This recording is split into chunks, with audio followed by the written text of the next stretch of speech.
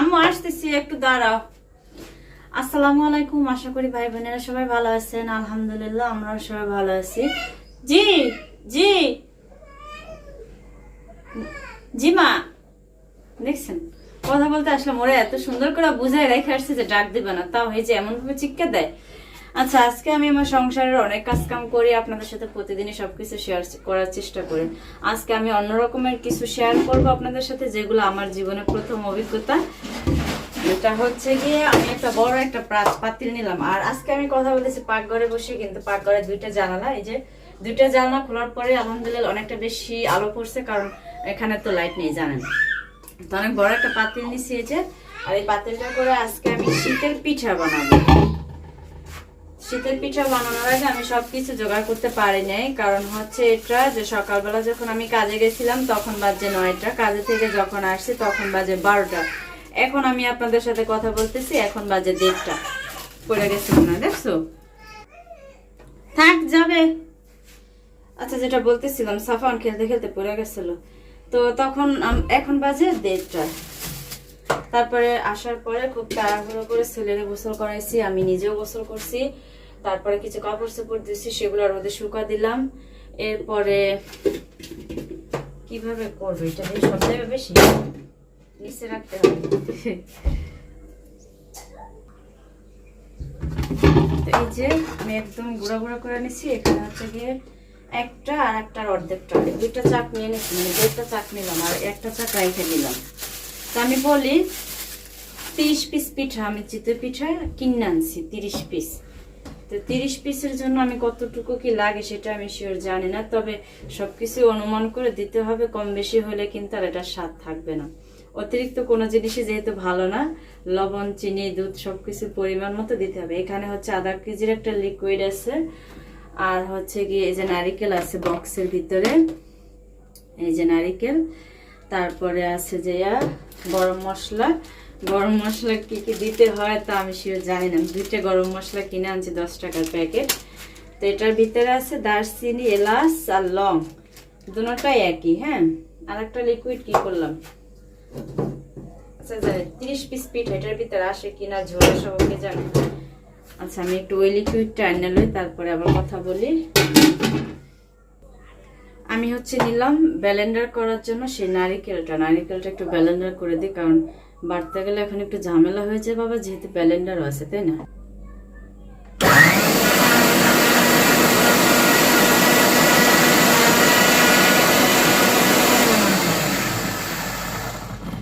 দেখেন আগে কতটুকু হয়েছে।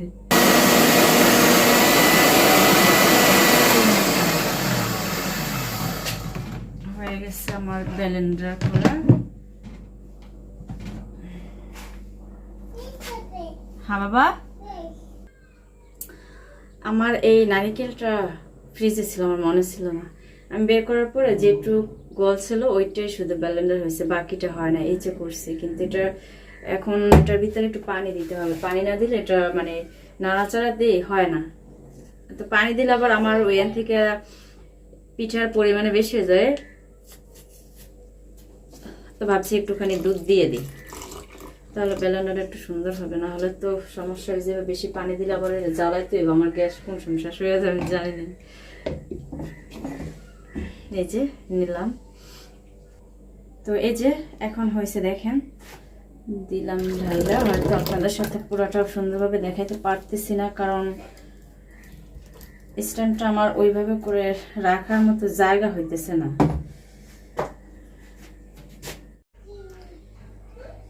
এই যে নারকেল গুড় আর আধা কেজি লিকুইডটা দিয়ে দিতেছি। এরপর আরো দুধ আছে, সেটা আবার ভিজানো বালতির ভিতরে, এটা চেপে চেপে দিতে হবে। এখন দুধ আছে ভিতরে, এই যে অবস্থা দেখেন না।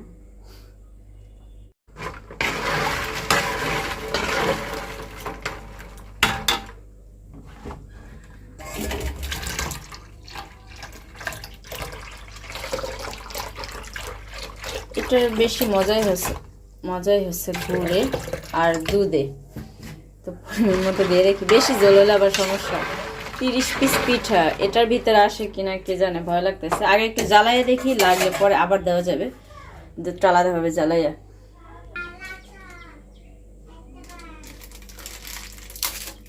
এরপরে গরম মশলা দিই একটু, তারপরে যেটা স্বাদ বাড়াবে মেইন জিনিস সেটা কিন্তু রয়ে গেছে, লবণ। 10 টাকার মশলা যা দিচ্ছে তো আলহামদুলিল্লাহ, এর থেকে বেশি লাগবেও না আমার। তার ভিতরে আনছি 2টা।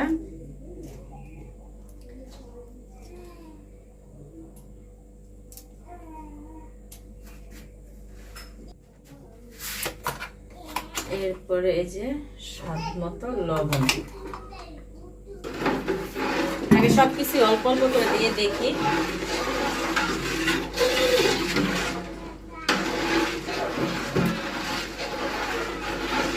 আল্লাহ জানে এত ভারী কাজটা নিচ্ছি আজকে, গ্যাস কিন্তু শেষ করে এখন যে ফুট করে চলে যায় সেটা বুঝতে পারতেছি না। এটার বলকানি ঢাকনা দিয়ে দিই। আর এই যে আমার কাছে থালা বাটি জমছে, 1 পোয়া হবে আছে দুধ, লাগলে পরে আবার এই চুলাটা জ্বালাইয়ে তারপরে ঢাইলে দেওয়া যাবে। মা ছেলে তাড়াতাড়ি করে গোসল করছে, কাপড় চোপড় যাতে শুকাতে পারি। কাপড় না শুকাইলে আমার অনেক চিন্তা হয়, মানে ঘরের ভিতরে ভিজা কাপড়, আমার ঘরের ভিতরে এমনিতে ঠান্ডার একটু বেশি ভাব, যার কারণে সবসময় একটু কাপড় চোপড় শুকনোটা রাখতে ভালো লাগে।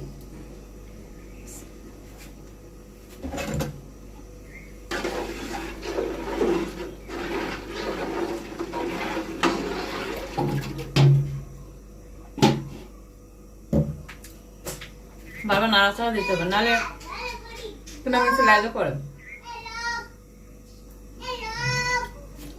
সাফান সামনের রুমে খেলতেছে।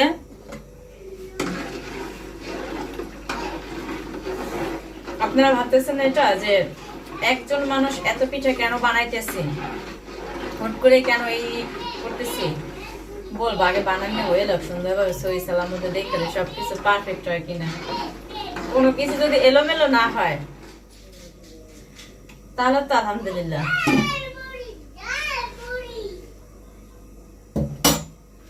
দেখি রোদ তো বাইরেটা অনেক, যার কারণে কি এই ক্যামেরাটা একটু ঘোলা ঘোলা আসতেছে। এই যে চুলাটা জ্বলতেছে অনেক সুন্দর ভাবে, আর এই যে গোলাটাও হইতেছে, একটু নাড়া দিয়ে যায়।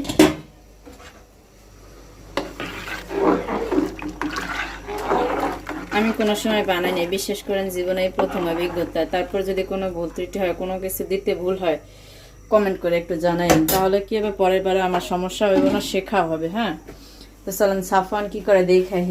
এই অল্প করে থালা বাসন আছে, ধুইতে হবে। গাছে থেকে আমরা পারছিল 3টা আমরা ভাগে পাইছিলাম, তো দিয়ে গেছে। আমি ভাবছি এগুলো দিয়ে কি করবো, নিয়ে যান। ব্যালেন্ডারটা একটু পরিষ্কার করতে হবে। এই যে চালের গুঁড়া টুড়া করছি মাঝে মাঝে, ওই পলিথিনের উপরে ছিটে গেছিল, আজকে শুকিয়ে যাওয়ার পর এখন নাড়াচাড়ায় পড়ছে। ও মা, মাশাআল্লাহ, আমার আব্বা খেলতেছে।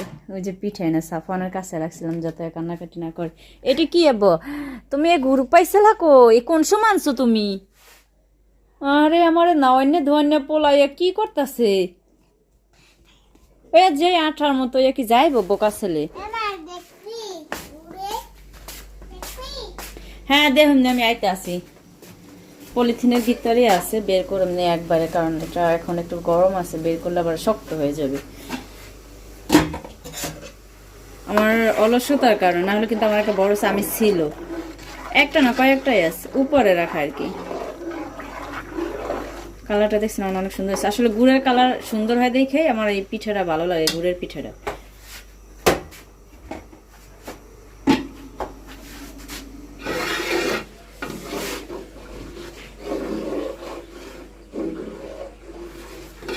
আমার এটা কিন্তু অনেক সুন্দর বলক চলে আসছে, কিন্তু উতরাইতে আছে এটা, আর অনেক সুন্দর রসের মতো একটা ঘ্রাণ আছে। যদিও রস দিয়ে বানাইতে পারবো, একটু দিব। একবার চুলা জ্বালাই, মানে বেশি করে বাড়াই, আর কম হলে 8-10টা বলক দিতে হবে, যাতে নারিকেল গুড় ওইটার ঘ্রাণটা যাতে কাঁচা কাঁচা না আসে।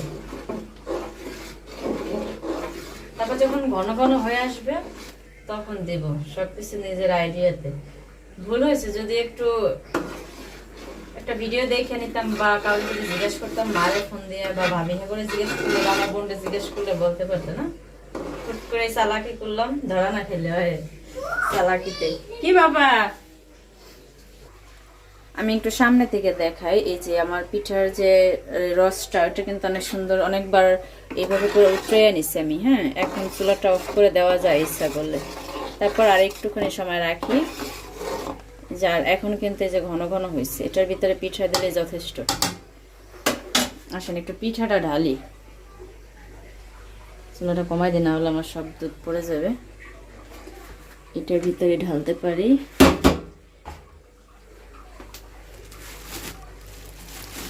আমাদের বাড়ির কাছে একজন পিঠাওয়ালা আপা আছে, সে সবসময় পিঠা বানায় বিকেলবেলা। তো এখন যেহেতু সকালের টাইম, মানে দুপুরের টাইম, তো আমি এখন হ্যাঁ কেমনে পিঠার কথা বলবো। তারপরে রাত ভরে সারা রাত ভাবলাম যে আপারে বললাম যে আমার দুপুরে পিঠা দিতে। তো আমি সকালবেলা যখন কাজে গেছি তখন আপার কাছে জিজ্ঞেস করছি যে আপা আপনি কি দিতে পারবেন? বলছে হ্যাঁ দিতে পারবো। আবার কাজে থেকে এসে তার কাছে গেছি যে আপনি কি পিঠার জন্য সব কিছু রেডি করছেন? বলতেছে হ্যাঁ করছি। তো যাই হোক আলহামদুলিল্লাহ। এরপরে আমি বাসায় আসার পরে দুধ গুড় সব কিছুর ব্যবস্থা করলাম। তো এই যে হয়ে গেছে। আর এখন চুলাটা অফ করে দিয়ে এটার ভিতরে আমি আমার পিঠাগুলো দিয়ে দিব।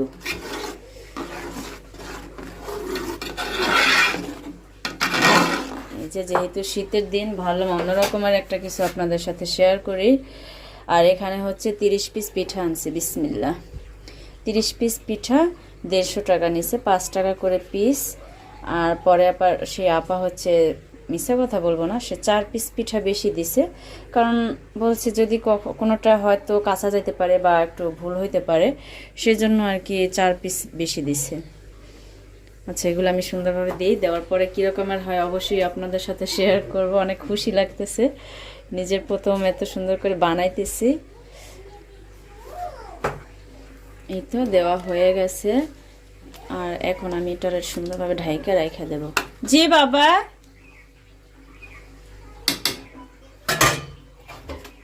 আল্লাহ জান, আল্লাহ মানিজ্জাত রক্ষা করেন আপনি।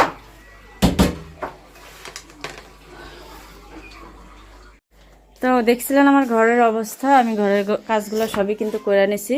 ওই দেখ আবার কি এনে থুইছি রে, আমরা পাতা এনে থুইছি রে। কি পাতা এনে খাড়ি উপরে ভোট করে থুয়ে দিছে।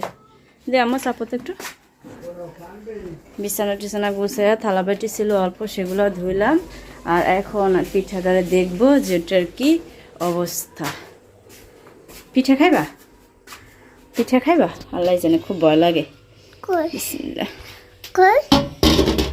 এই যে আমাদের পিঠা দেখতে তো মাশাআল্লাহ চেহারা, এরপরে খাইতে কেমন লাগে কে জানে। ছাপান দাঁড়াও, বাটি দাও তো। রাবেয়া রে এইটার ভিতরে দিই। ওটার ভিতরে দিই কেমনে বোকা? আমরা এখন খাবো, মাছ ছেলে খাবো।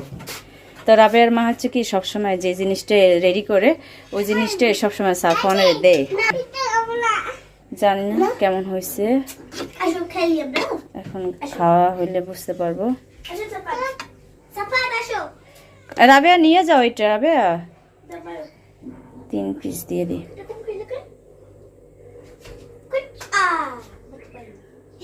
লবণ চিনির ভাব বুঝতে পারিনি। বিসমিল্লাহ। আমার কাছে যেন ঠিক মনে হয়েছে, বুঝছেন। এরপরে বাকিরা খাইলে বুঝতে পারবো। রাবেয়া এটা নাও আন্টি, আমরা একটু পরে খাই। না, ঘরে নিয়ে খাইয়ে দেখো আন্টি কেমন হয়েছে। হ্যাঁ,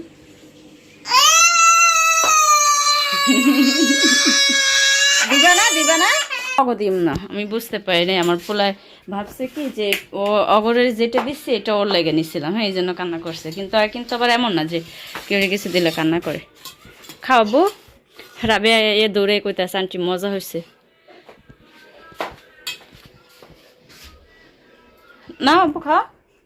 অগো আর দিম না, তুমি খাও, সব তোমারে দিম। হ্যাঁ, আর একটা জিনিস দেখাই আপনাদের মনে থাকতে, আমি কিন্তু আজকে রান্নাবান্না করিনি, শুধু এই পিঠার ঝামেলা নিয়ে এসেছিলাম আজকে। যে আমার কড়াই খালি, এখানে একটু ভাত ছিল গেল কালকে।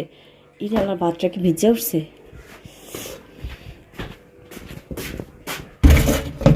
একটু পানি দিয়ে, ও রে কলে পানিও নেই, কি যে একটা অবস্থা।